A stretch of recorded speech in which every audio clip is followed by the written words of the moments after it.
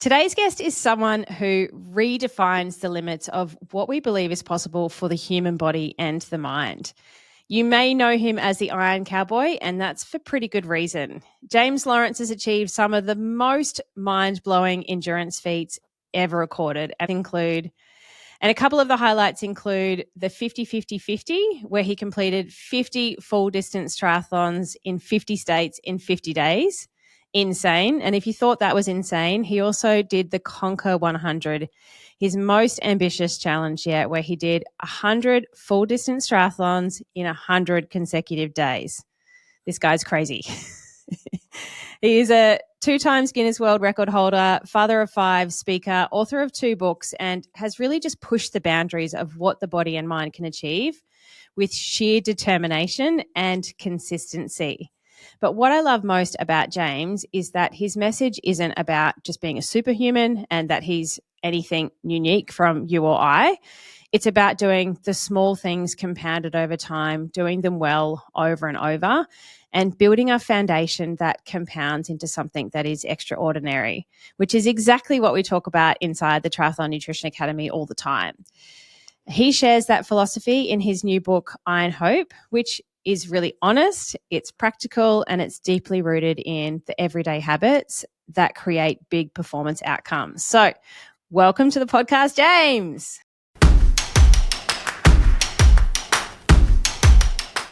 Thank you for having me. I'm actually really excited for this conversation. Me too. I'm so glad that I can pick your brain on all the nuances of how you did that many triathlons in that many days. Now, as an Aussie, I'm not one to beat around the bush. So firstly, I'd love to know, why on earth did you decide to do 100 consecutive full distance races? Why did you think that was a good idea? Yeah, no, I never thought it was a good idea. It never ended up being a good idea. It was just, it's crazy because we have been doing this when Periscope was on Twitter. Like Instagram didn't even exist. Like we were early days, and we were really just trying to chase a passion, a purpose. And then it turned and escalated quickly. And now I was trying to find my human limits. And we just went on a couple crazy journeys. But the whole thing started with literally a 4-mile fun run that I suffered through. And my wife, it was on Thanksgiving. Actually, we celebrate every year, which is actually this Thursday is Thanksgiving as of the time we're recording this. And every year we go back to that same 4-mile fun run, and we run it as a family now. And it's kind of like respecting the beginnings of journeys, and how everybody has to start somewhere. And then over time, I always, everybody makes mistakes along the way. It's like part of the journey, no matter what you're doing, that's how you get better. And we made glaring mistakes from whatever to whatever. And I always wanted to redo the 50 and some of the mistakes that we made. But my kids were 5 years older. I was deep into my career of speaking, and we released the documentary, and the book it was just a crazy time. And then the pandemic hit, and all that disappeared in 48 hours. And so I always have this, like, I'm a big mindset guy, obviously.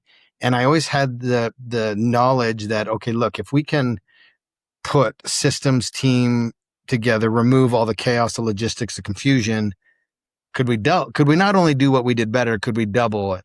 And the concept became, could we double what everybody said was impossible? Could we defy logic?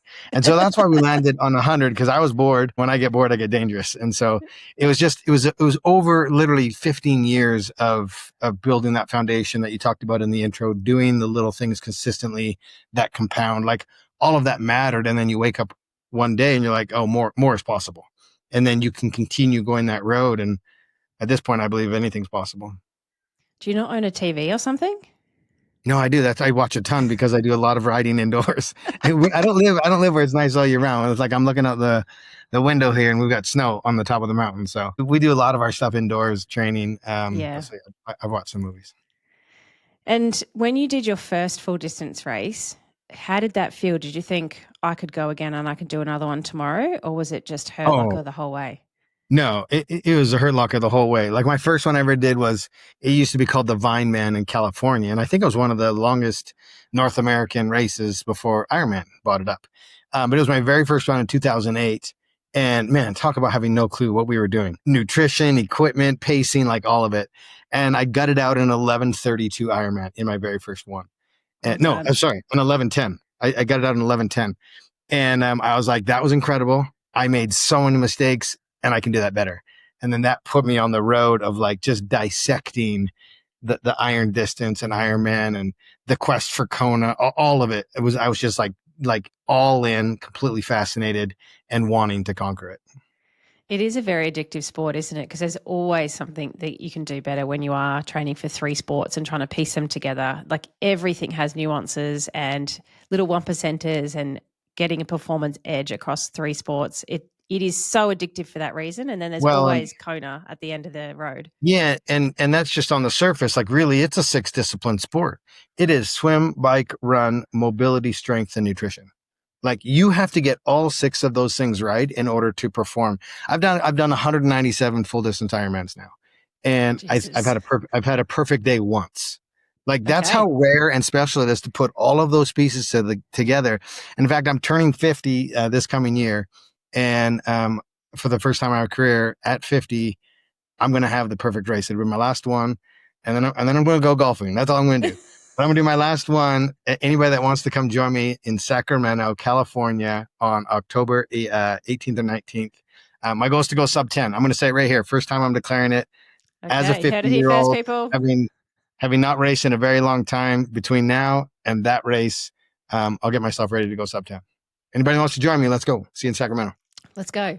We're going to Santa Cruz in 2027, so we might miss you. But I think you'll have a lot of people that will come and do that No, I'm race going just to see that. 2026. We're doing Cairns Ironman or 70.3 in Australia here in 2026. So maybe you should come do that too. Okay, I can be convinced. Yeah. That was It's easy. a good race. Yeah. So what was it about that perfect day that made it perfect? Can you distill any facet of it that you can look back on and go, okay, this is why this was the perfect day, or did it just happen naturally? Yeah, perfect days don't happen naturally. There's a lot of things that have to go right. And it first started with nutrition and also preparing my body properly. The right amount of recovery, the right sets, the right endurance, like all of those things. But really, I was learning how to do nutrition. And I've improved a lot since then, but I got it right on that day. In fact, this is probably a bit terrible story, but I was on the bike third lap. It was in Ironman Cozumel, and I'm on the third lap, and my stomach wasn't sitting right, and I had made a nutritional mistake, and I had I had a GoPro on my bike. I actually still have the footage, but I like just threw up tons and tons of as I'm riding, flying down the road. I'm just like throwing up tons of orange liquid, and it's because I went off of my game plan from what I'd practiced that I knew worked because it was hot, and everyone's like, okay, you're going to be thirstier than you think you are, and your sweat count's going to it's humid, all these things, right? And so I deviated from my game plan. And on that third lap, I just threw up everything. And then because I made that adjustment and recognized the mistake that I had made, that I deviated from my plan that I practiced, I went and I had my fastest run ever in an Ironman and then PR'd the day. And so it was all nutrition that I practiced leading up to it, made a mistake, quickly recognized it, fixed it, and then got right back on track. And it brought the best out. You must have learned so much from doing so many full distance racing that you can have that ability to change things on the fly. As a sports dietitian, I'm super interested in diving into all the details around your strategy that got you through your 100 full distance races in 100 days. Can we talk a lot about that, please? Did you get any professional help by a sports dietitian, or was it all trial and error? How did you survive? Yeah, initially I was like, okay, I'm going to get professional help. I'm going to ask people, and frankly, nobody had the knowledge base to say you're burning 140 miles worth of calories a day, and you're going to do it again tomorrow. And so not only do we need to keep up with the burn, we can't go into a deficit, and we have to think about fueling for the next day. And so it was just a puzzle that nobody could solve. Oh, and so I'm here. Hello. Yeah, I know. We missed you. We could have used you. And so it came down to, my wife, Sunny, and I. James, when you do 200 in 200 days. For the next one, when you do 200 or you do an Ironman distance race every day for a year, I'm ready. Let's do it. Yeah. I promise if I do that, you are my first call because it does come down to nutrition and everything that that I don't. But it ended up being me and Sunny just trying to figure it out because I know my body more than anybody. We had learned a lot during 30 in 1 year, 50 consecutive, and then heading into the 100. We knew in theory, we knew that we needed to keep, sugars down, low volume, high calorie. We needed proteins for recovery. We needed fats as a fuel source. I was never out of zone 2, right? And so I didn't need the amount of sugars. Well, as you'll get deeper into the story, a lot of my inflammation and my problems came because I started to eat a ton of sugars because I developed thrush and I had massive blisters on my lips and it became incredibly, incredibly painful to eat. So now I'm trying to consume 12,000 calories a day. And the thing that hurts the most inside of doing an Ironman every single day, the thing that hurts the most is to eat. And so I've got a huge conundrum. And so the two things that I ate a ton of before we like really had to fix things was I ate a lot of crumble cookies and I ate a lot of Costco muffins because I could break off smaller pieces and get them past my lips so that I could digest them. And there was low volume and high calories. And when you're doing 140 miles a day, you become so metabolically efficient. And so I went from by the end, I was 6.5% body fat, consuming more than 12,000 calories a day. Mm. Your energy expenditure is just so high. Yeah. What did a typical day look like? Talk me through from wake up to passing out at the end of the day. What did you do?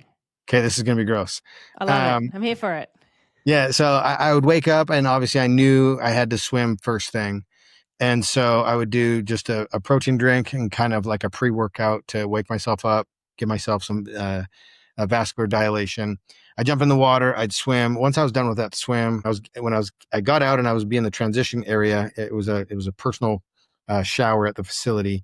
And so as I was showering, I would typically eat about 6 pancakes and then I would stuff 2 breakfast burritos inside my bike jersey. And then I would take off on the bike. And then within the first hour, I would eat both of those breakfast burritos. And then I'm consuming enough liquids to stay hydrated with all of my electrolytes and everything in it. Just snacking, eating along the way, anything that anybody would hand us. We do a break between on the second of 3 laps on the bike. There was a gas station there. I always had a support car following me. And so at that juncture, I'd usually eat a sandwich, a protein drink, and another bar or 2.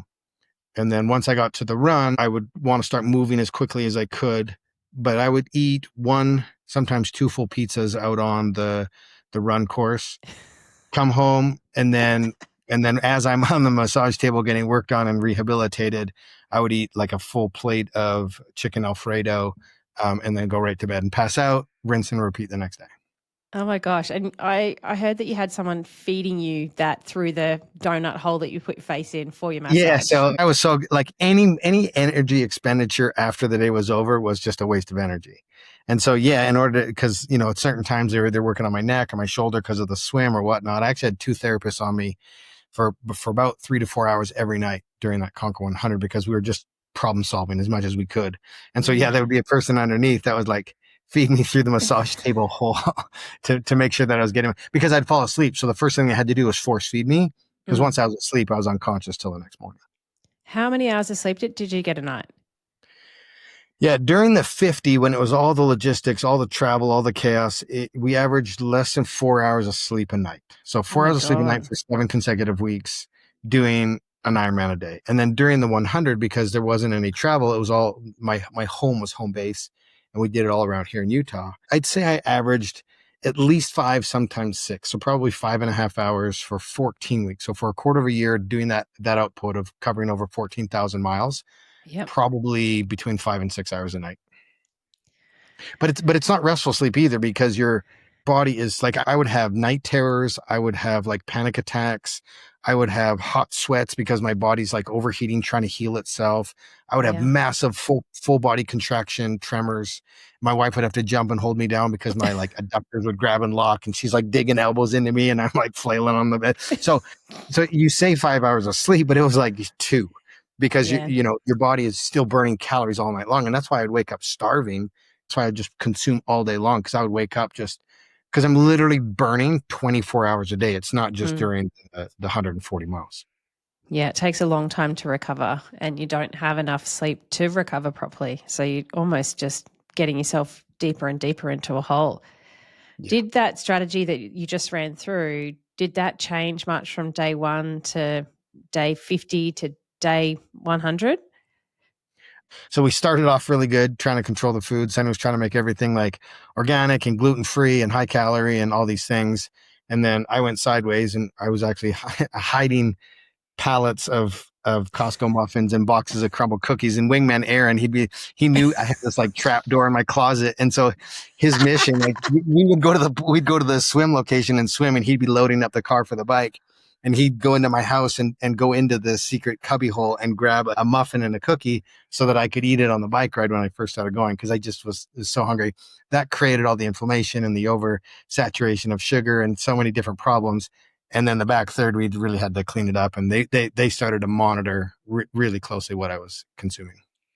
As it doesn't sound like you had any form of sports drink or sports nutrition gels or anything like that. It was all real food. It was all real food. Yeah, you just get such palate fatigue. I mean, you experience that just in one Ironman, and so I couldn't imagine doing that. And we trained eating real food, because what we learned from the 30 and the 50 was just that you can't get that amount of calories stopping. And so I had to train my body in order to consume an insane amount of volume while moving down the course. I mean, you would just get palate fatigue. And plus, again, the speed that we were going at, especially once we hit the run, I was so injured. Most of it was power walking. We're in zone 1, and I don't need those fast burning sugars and whatnot. I was getting my electrolytes through just mineral drops, like the purest form right out of probably the friggin' Egypt Lake or whatever. So that was our strategy. So we didn't do traditional like gels and packs and goos. Yeah. And that is some serious gut training, being able to eat 2 brekkie burritos in an hour on the bike while moving. Some people really struggle just getting a gel or 2 in that small volume. I remember this. If there's one thing I learned about nutrition during these big challenges, it was just like, if you're craving something, it's your body telling you it needs it. And I remember I was out on the run course on the 50. I think we were in South Carolina. And this total random stranger comes up and he's like, dude, I got you. Whatever you want, I'm your guy. And I'm like, yeah, all right. I want a porterhouse steak, mashed potatoes, and grilled broccoli. And I was doing a lap. I came back. Sure enough, he was there with a giant styrofoam thing. And it was a porterhouse steak. And I was just like, thanks, dude. And I just ate it the next lap doing the marathon. So legend. I don't have any gifts, but if I do have one thing, is I've been able to train my gut really well. And I do not get like massive amounts of GI issues. I could go run, ultras in the mountains and eat whatever. And I never have that GI distress. We did a 8-day race, navigation compass race, adventure race through Fiji. And we had to live off of just backpack jungle type of food and whatever village people would give us and the random stuff that we could carry. But I never had any stomach issues. So if I do have a talent, I think it was I've developed this iron gut of sorts. Iron Cowboy with an iron gut. I like it. It's a good tagline for you. I'll look at that. What happened on days where you didn't get any of your fueling or things weren't working? Yeah, it's interesting. When we got fueling wrong, it affected my mind. And when my mind was off, it led to fatigue and it led to mistakes. And inevitably on those days where our nutrition was off, we saw immediate correlations with drop of power and rise of heart rate. And so getting the nutrition wrong, we were like, it's got to be, because we learned all those things on the 50. And so we were like, it's paramount on the 100 that we're doing. And didn't you tear your rotator cuff or something, and you hurt your spine, and you ended up doing the swim one-armed? Like, what are about all these stories? You've just forgotten all the hardship that you went through to get through 100. I know. You put yourself into. I think as humans, we're naturally just, it's innate to forget the bad things and remember and have the good memories. And I think that's the way I feel about the 50 and the 100 and everything we've done, is I really remember the good moments. And you forget about the bad ones. On the 50, day number 5, I'm in Santa Cruz, California, and I've had shoulder problems leading up to this, because I grew up a wrestler, and I've done a ton of racing and don't have the best swim form, so it's my fault. But day number 5, I'm in Santa Cruz, and I remember the moment where it like tore. And then I had to go to Vegas next, and I ended up doing that swim with just one arm. I was like trying to figure this out. And that's really where I grew to become more mentally tough, because I recognized that with pain in our bodies, it gets to a certain threshold. And if you can manage that certain threshold, you can just hold on for a long period of time. And so then I just started swimming with the pain, because I figured out it only gets so bad, and I can manage that current so bad, and we'll just see how long it holds on. And so during the 50, the swim was the most painful part of the journey. But then during the 100, the run became the most painful part, and the swim became my safe haven because it was in such a controlled environment. And so I had opposite problems during the 50 and the 100 that created complications for us. And on the 100, on day 59, we were in a very bad bike accident, or I was knocked unconscious, and had to figure out how to do 41 more Ironmans, especially because we later found out that I cracked my L5 in that crash. And as we were progressing, everything was, normal pain and whatnot, but my back was just killing me. And then we figured out we had that crack. And so that was super painful, super difficult to manage. But again, I knew, okay, I can handle this pain and manage that in my mind. We'll just keep going and see how we do. And it just became the new normal, and the baseline changed, and I could manage that pain. How do you keep your motivation alive when you are in that much pain and your body's just saying, I'm done? Yeah, that's a great question, because a lot of people are just like, you're stupid, just stop. And I'm like, I get that. Like, I'm not looking for sympathy or attention. I do this stuff myself. You're stubborn, and you set out to do 100, and you were going to get it done I was going to do regardless of what 100, happened. and it was different because have you seen the documentaries? I've seen parts of it. Yeah. So the 50, there was like, we made a mistake. We used a machine one day. We were pushed indoors because of the hurricane. The public went all crazy and whatnot and says it doesn't count, blah, blah, blah, blah, blah. And that was a huge mistake. And I wanted to not make those same mistakes, and I wanted to do it better. So I learned those mistakes, but I'm the kind of person that was like, I know what the target is, and sometimes it isn't always going to look the way we want it to look to get there, but I'm going to do the best I can given what I've given. And, because of the mistakes we made, there was a lot of criticism about the 50. And so when I was doing the 100, it was a huge career dice roll for me, because I do a lot of public speaking. I do 80 plus events a year. We've got 2 documentaries. We've got 2 books. We're working on a feature film. Like, there was so much that we were rolling the dice on. And so the motivation was like, no, I know who I am, and I can prove myself right. And we always throw like a bigger cause towards it. I've always got in my back of my mind, if I got 5 kids, I'm trying to set an example for. And so this is it's in the book, but I talk about it's a bag of whys. And the bag of whys is not just your one why, because, man, I promise you, when you crashed or knocked unconscious in the middle of the road, you look at your one why and it's not big enough. And then you have to keep pulling into that and reaching into that bag of whys and pulling them out. And eventually you have your purpose and your passion, and there's a myriad of reasons why you're doing something. And if you're doing anything on any journey that's big and real and scary and trying to make an impact, you're going to come to that crossroads. And so you have to put a lot of thought, a lot of meditation and dream, whatever it is, into knowing why you're doing what you're doing and all the purposes and reasons behind it. And it's bigger. It's bigger than how much pain you're currently in. Yeah. See, and that was the thing too. So like during the 100, we were raising money to eradicate sex trafficking. And so like, I knew my suffering would end in 41 more days from when that crash happened. But these individuals that are being sex trafficked have no idea when their suffering's going to end, right? Mm. They're slaves right now. And so I was like, I can endure one more day with the hopes of raising $1 more. And so those are the kind of things. And then it always helps when, messages are coming in from around the world that's like, hey, you don't know me, but my son just tried to take his own life, and watching you wake up every single day intentionally is giving me the strength and the hope to fight the battle that we're fighting at home, and all these different things. And so I always ask myself, okay, if I quit on myself today, who am I truly quitting on? Because we have no idea who's watching us at all times. And for me, it's easy. I've got 5 kids that are watching me. And as if you're a parent and you're like, my kid doesn't care what I'm doing, trust me, they care. They're watching your every move. Like, that's why as adults, we need to not do as I say, but do as I do, and set that way, because the kids are watching.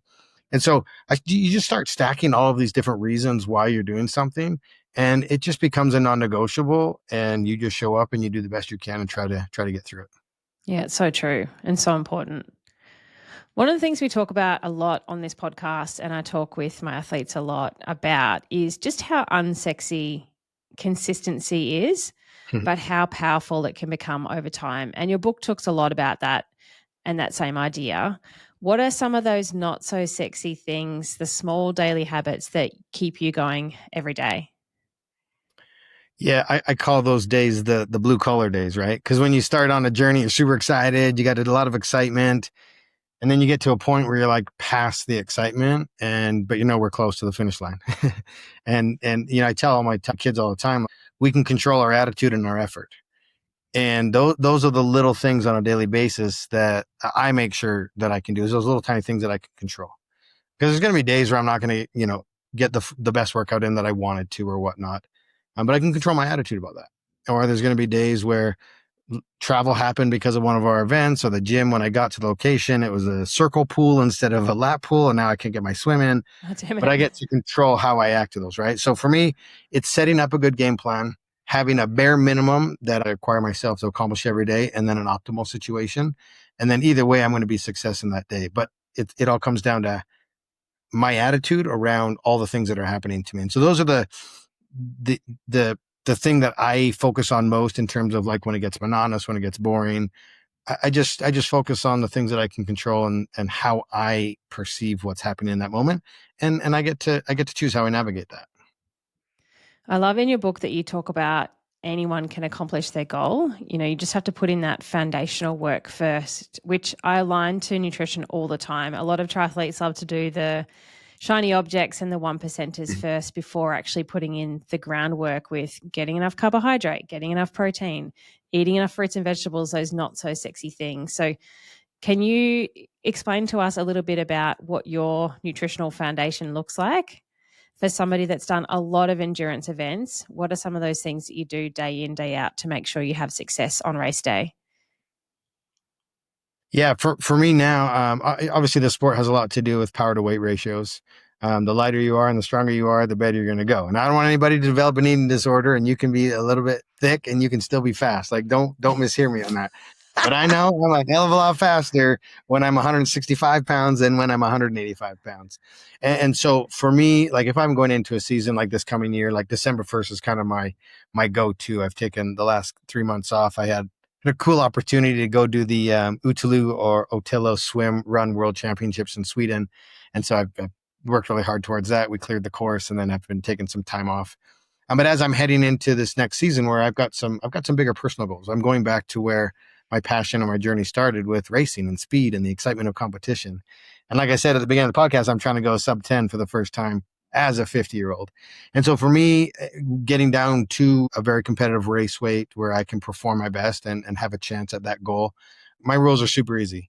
I follow macros and I prioritize protein. And if I can keep those things until I get to my set point, I'm just focused on a 500 calorie a day deficit. In the past, I've tended to overfuel. And depending on the person, then this really works for me. But when I'm in a 500 calorie deficit, despite what I'm doing, I can really control my weight. I can control my strength. I can control my power. And then I adjust from there. And once I get to that, back down to that 165, then I'll just sit in maintenance mode. But for me, it's about prioritizing protein for recovery because of the volume and the intensity that I'm doing these days. And then also just making sure I'm eating a well-balanced diet. I always fill my plate first with as much fruits and veggies and that I can put if it's being offered, and then small amount of carbs. And I'm not saying carbs are the devil; just this is my dinner, and then a big portion of protein. But in fact, this is, and I'd love to hear your opinion on this because I've been doing this for a long time, and everybody like freaks out when you have carbs first thing in the morning or whatever before a workout. I have about 320 calories of rice when I first wake up, and everyone's like, "You're going to get a glycogen spike or whatever," and I'm like, why does it matter if I eat it first thing in the morning or at like noon or at like whatever? So you tell me, like, am I making a huge mistake by waking up and eating 320 grams of carbs the very first thing? The Iron Cowboy's asking me for nutrition advice. Dude, I need to I'll listen to anything you say. That's probably my weakest spot. So it depends what sort of training session you're doing. But yes, absolutely, carbohydrate before you go out in the morning is a great idea. It doesn't have to be rice. It could be other things. But you can fast and do some fat oxidation training, or if you're doing a performance type session, then you definitely need to fuel with carbohydrate as the priority. Even if it's a low effort, but say 2 to 3 hours? Then yes. Then yes, carbs? Yes. Okay. Because even if it's zone 2, you are still using muscle glycogen and burning carbohydrate. You're never only burning one fuel source. You're not just burning fat or you're not just burning carbohydrate. You're always burning a combination of the two. But the higher the intensity you go, the more carbohydrate you burn per hour. But then if you're Can I ask still you, at zone 2, you are yeah. still using all that carbohydrate and you're doing it for an extended period of time. Can I ask you another question? Go for it. So, you're seeing a lot now because of who's winning the world championships, this like Norwegian way of training and measuring your blood lactate and the different lactate levels when you're doing it. And that type of monitoring and setting up those zones properly, that's really going to aid in setting up your fueling strategy as well. Is that right or wrong? Yeah. They have a lot of funding. They have a lot of money and they're professional elite athletes. So a lot of the listeners are age groupers that work full time, have family, and I don't think that methodology is necessarily going to serve you if you have all that going on. But for someone like you, James, potentially, if you've got the funding and the time and the will, then doing that testing in a lab can be beneficial to understand your oxidation zones and how much you're burning per hour in each of them. But can't you buy at home like strip Lactate testing testing. things that Yep. you can do? Yeah. Yeah. The beauty is in understanding what to do with that data, though, Yeah. because you can do anything. You can do lots of testing yourself at home these days, but it's what you then actually do with that that's Do you important. know what to do with that data? We can talk about it offline if you like. All right. But does that data help in any form of nutrition? Like, can you parlay that knowledge and benefit you nutritionally? Like on how or when to fuel? Yeah, but there's lots of things you can do before you even get to that stage Okay. without needing to do that. I'm trying to overcomplicate it then. In a way, yeah. Okay. Because if you don't know how to eat pre-training, then I've got lots to teach you. Great. Maybe we should get him into the Triathlon Nutrition Academy program. Although if you're hanging up your boots after, oh no, you got one, you one and done. Maybe we could. I have 1 year left. So any knowledge you want to dump on me so that I can hit some lifetime PRs this year, that'd be great. All right, we'll talk. Okay. So you've said the word "we" a lot in this podcast. Who do you mean by "we"? Who is in your corner, and who have you got in your support team? Yeah, obviously my wife Sunny. We're celebrating 25 years. She knows me well. I know her well. We work well together. Congrats. But we are definitely opposites. And then we've got 5 kids, and they've been a part of the journey the whole time. And each one of my kids have played pivotal roles at different parts of my journey, different moments, different memories. And then the 2 wingmen, which we call Casey and Aaron, which we call wingmen. And they've been instrumental too. And the fascinating part was these 2 young men didn't know each other going into the 50. And we just got so lucky with the connection between them having different strengths and weaknesses. I mean, it became kind of the 4 horsemen. It was me, Sonny, Casey, and Aaron, who were really out there on our own, spearheading this thing, trying to figure it out. And when I say we, really, it's the 4 horsemen and our 5 kids. And then obviously we've got a phenomenal friends support group. We keep our network really tight, really small. But there's a massive level of trust and loyalty here. Yeah, you need that. It takes a village.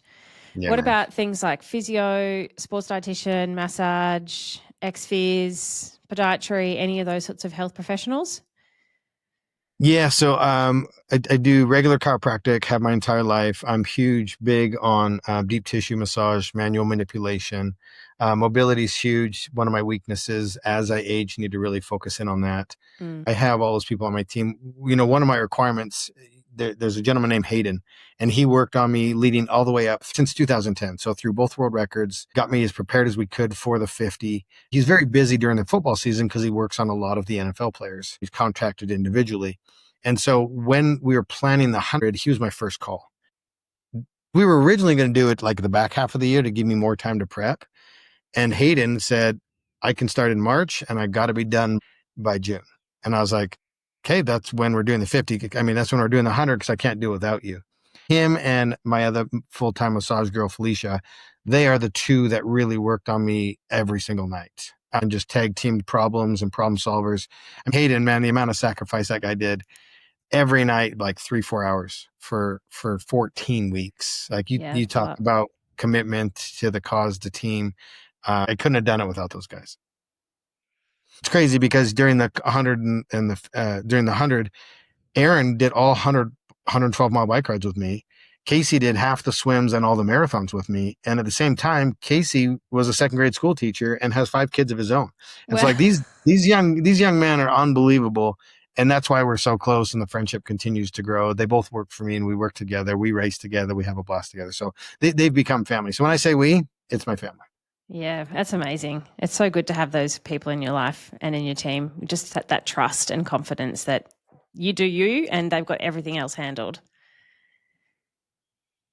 And it took me a while to learn that lesson because early on I was trying to, I didn't know them very well and they didn't know me. And I just, whoever put up their hand for the 50 to help, we took. I was trying to control every element of the team. Like I was micromanaging. Yeah. And it was putting such a huge stress on the team because I wanted it to go perfect.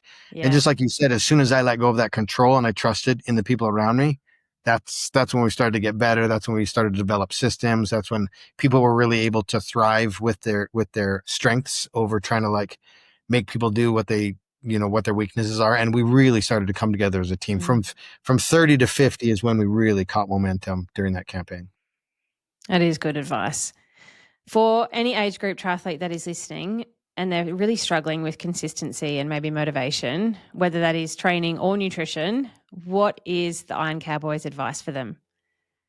Yeah, if you're overwhelmed by it, you may need to scale back the volume or intensity. A lot of times because triathlon training is so repetitive, it's great to throw in some variety in there. Do a trail run, go mountain biking, like just switch it up. It helps a ton mentally. And the hardest part of any workout is starting. It's cliche, it's whatever, but as soon as you start moving, motion creates emotion and you'll start to feel different. And then you'll question like why you even thought about doing that. I always joke, I'm like, I've never regretted a workout that I started and finished versus staying in bed and never doing it and not doing it. Yes. And so the hardest thing and the best advice is just be consistent over time. You're not going to have your best workout every time. But doing something every single day, you build that belief system in your mind that you're consistent, that you're going to show up, and then you just adapt to it and you do the best you can. Like I said earlier, you have to have a minimum the bare minimum that's going to allow you to say, I checked the box today, and then an ideal situation. Yeah, I love that. You just get started and see what happens. And often those days where you feel terrible, just starting, you get warmed up and you're like, actually, I feel all right. And then you end up smashing a session. And it's just that habitual stuff, isn't it? Same as nutrition, same as training. It just needs to become almost automated that you don't have to think about it and it just happens day in, day out, regardless. Yeah. I was just going to say that's the most important part is having a game plan in place, having a system in place so that it's what you do. It's a non-negotiable. It's part of the system and having that game plan written out.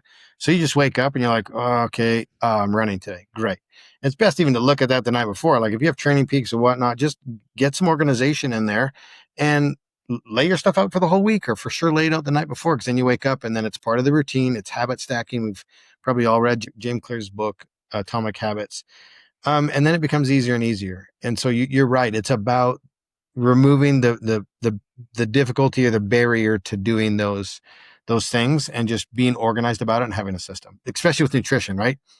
I speak all over the world and everyone always has like a financial game plan. They've got all these different things, but you ask them what their eating plan is and like, oh no, I just eat what's in front of me, Yeah.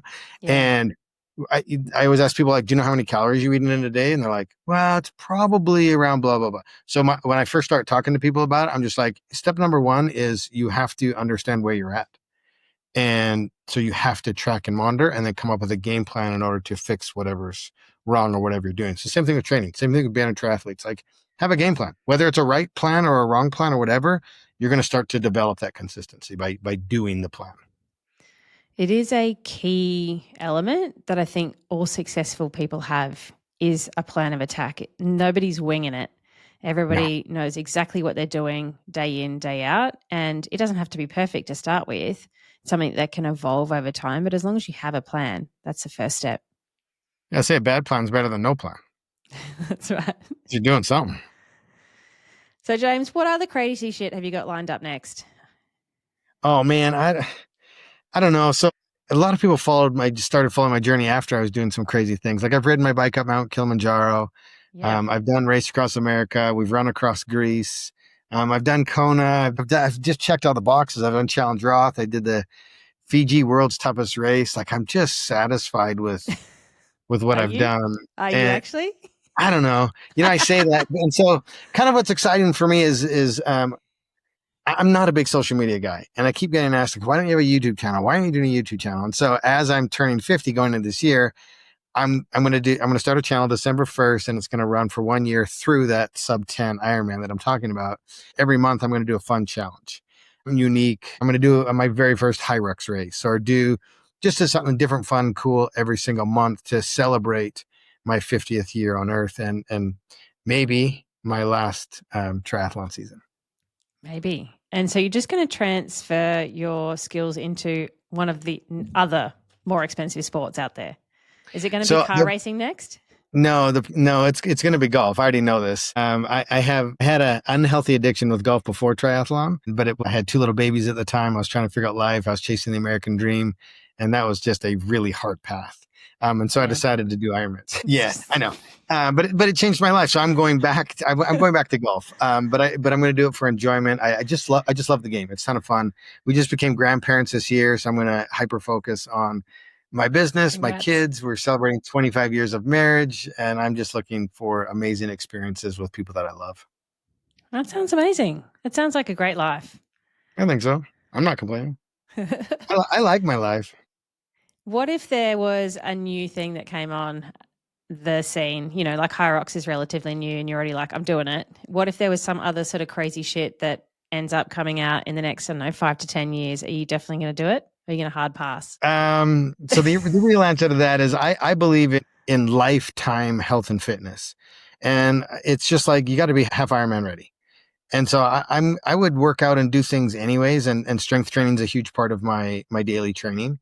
And so for me, if at any given time, if somebody walked up and said, man, you have to do this race, it's a half Ironman, it's tomorrow, I'd be ready and able to do it. Right.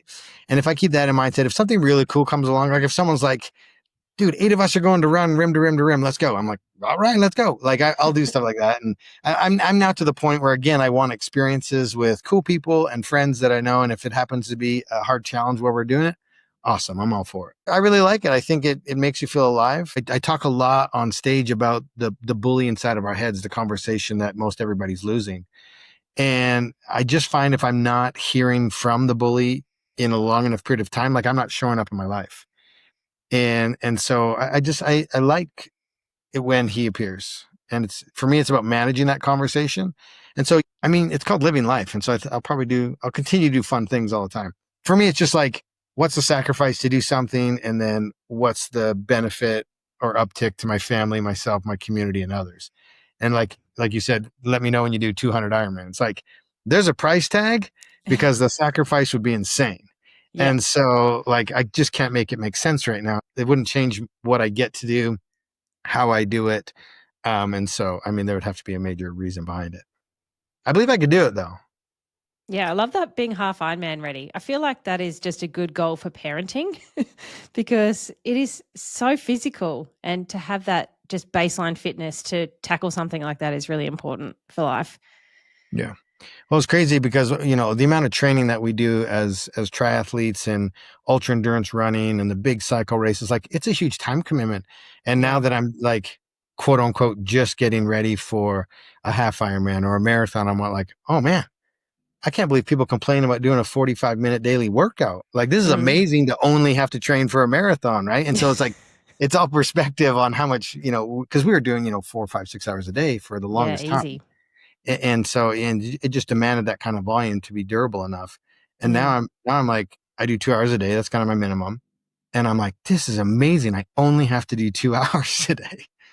So I'm always baffled when people are like, I just don't have time to do my 145-minute workout. I'm like, fam, you have time. It's just like, it's what you value. Everybody knows what they want, but it's like, what are you willing to sacrifice? Yeah. Where is it in your value list? Is it high? It's obviously not if you can't make that space. I love this quote. It says, if you're not changing it, you're choosing it. Boom. So stop freaking complaining about it. Yeah, I love that. See, I think we get along. Oh, we for sure would. Yeah, we can hang. Just go get it done. Stop whinging about it. 100%.